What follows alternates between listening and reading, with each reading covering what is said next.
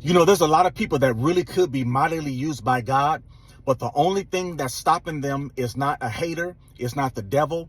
The only thing that's stopping them is their own internal voice on the inside of them that condemns them and also tells them that they're not good enough, that they're not talented enough, or they're not righteous enough, or whatever it may be. Because listen, we know ourselves better than anybody else.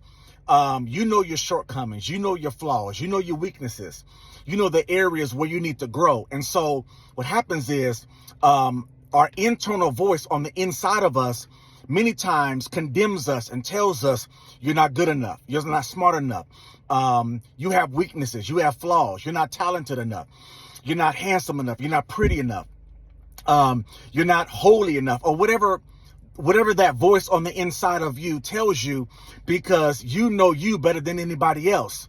And so if you listen to sometimes your own internal voice, that negative voice on the inside of you, many times you disqualify yourself for your own purpose and your own destiny because of the things you know about yourself.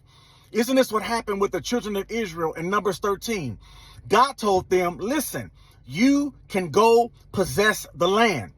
But the Bible says that they saw themselves as grasshoppers. Catch it. They didn't possess the land, not because the giants kept them out, but because their own mentality kept them out. There was an internal voice on the inside of the children of Israel that said, you're too small. You're a grasshopper. You're too small to possess something that big. You're not talented enough. You're not perfect enough.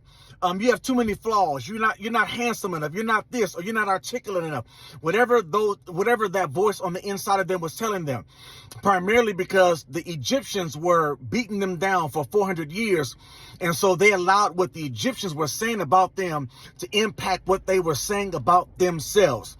Listen, don't let that internal voice of condemnation, that internal voice tell you that you cannot accomplish what God has called you to be. Listen, God called you. He anointed you.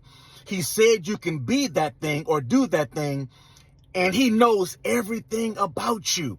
He knows your weaknesses. He knows the areas where you need to grow.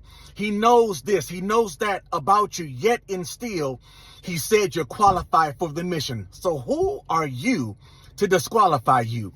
Who are you to say you can't be it? Who are you to say you can't accomplish it? So listen, let's keep moving forward. And don't let that internal voice on the inside of you stop you. Go forward.